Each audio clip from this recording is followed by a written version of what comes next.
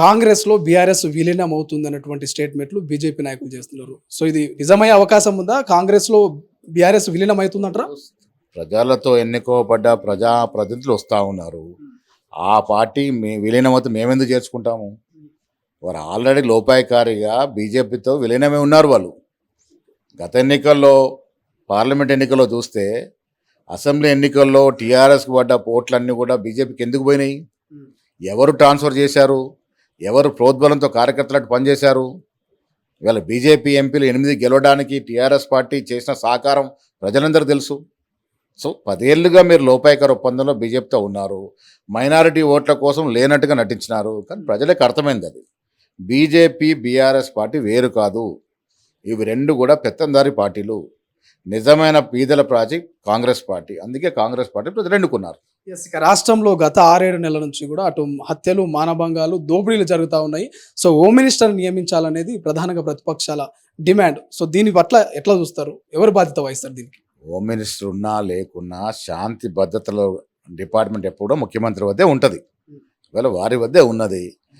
హత్యలు, దోపిడీలు అని చెప్తా ఉన్నారు. లెక్కలు తీయండి.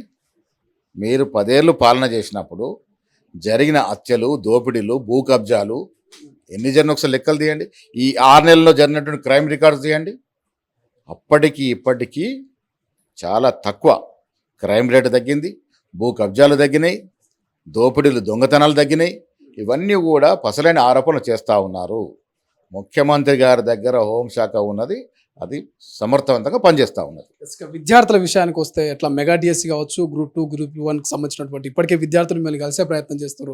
నిరుద్యోగులు వాళ్ళ పక్షాన ఎటువంటి సానుకూల ప్రభావం ఉండే అవకాశం ఉందా రాష్ట్ర ప్రభుత్వం నుంచి? విద్యార్థులు, నిరుద్యోగుల విషయంలో కాంగ్రెస్ పార్టీ ఇచ్చిన వాగ్దానానికి వెనక్కిపోయేది లేదు. కానీ విద్యార్థులకు, నిరుద్యోగులకు మనవి చేస్తూ ఉన్నాను. 10 ఏళ్ళ టీఆర్ఎస్ పాలనలో మనకు వచ్చిన ఉద్యోగుల సంఖ్య ఎంత? ఎన్ని ఉద్యోగాలు ఇచ్చారు వాళ్ళు? ప్రభుత్వ ఉద్యోగాలు 10 ఏళ్లలో 40,000 దాటలే.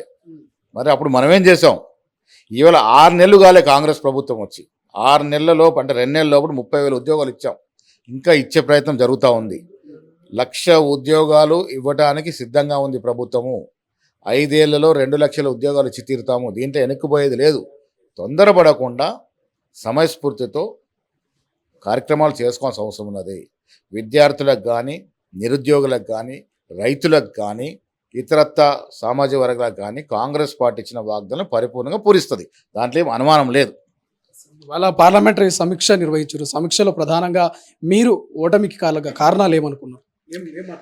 పార్లమెంట్లో మళ్ళీ చెప్తాను, పార్లమెంట్లో మేము 10 నుంచి 14 సీట్లు ఆశించినాము, రావాల్సి ఉండే. కానీ టీఆర్ఎస్ పార్టీ ఇంత బలహీనపడుతుందని, టీఆర్ఎస్ క్యాడర్ అంతా కూడా బీజేపీ పనిచేస్తారని, ఆ పైనుంచి కేసీఆర్, కేటీఆర్ ఇలాంటి నాటకాలు ఆడతారని మేము ఊహించలేదు. సో టీఆర్ఎస్కు పోయిన అసెంబ్లీ ఎన్నికల్లో పడ్డటువంటి 76% ఓట్లు అయితే ఉన్నాయో, 76 లక్షల ఓట్లు ఏవైతే ఉన్నాయో అవన్నీ కూడా సమూలంగా బీజేపీకి ట్రాన్స్ఫర్ అయినాయి. బీజేపీకి అసెంబ్లీ ఎన్నికల్లో పడ్డ ఓట్లు 20 లక్షల ఓట్లు దాటలే. ఇవాళ 76 లక్షలకు దాటాయి. టీఆర్ఎస్ పార్టీ 30 లక్షలకు పడిపోయింది. అంటే సరాసరి వీరి ఓటు బ్యాంక్ అంతా కూడా బీజేపీకి ట్రాన్స్ఫర్ అయింది. ట్రాన్స్ఫర్ అయ్యే విధంగా వీళ్ళు దోహదం చేశారు.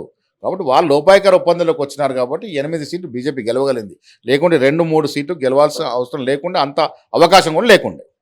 Thank you so much. ఇది విద్యార్థుల విషయంలో ఖచ్చితంగా ఇచ్చిన మాటను నిలబెట్టుకుంటామంటూ రాష్ట్ర ప్రభుత్వం చెప్తుంది. ఇక ఎమ్మెల్సీ మహేష్ కుమార్ గౌడ్ చెప్తున్నటువంటి పరిస్థితి. కేవలం ప్రతిపక్షాలు బురద జల్లే ప్రయత్నం చేస్తున్నట్లు. కెమెరా పర్సన్ అజయ్తో శ్రీశైలం, తొలి వెలుగు, హైదరాబాద్. అసలైన తొలి వెలుగు. ఫాలో వాట్సాప్ @తొలి వెలుగు official.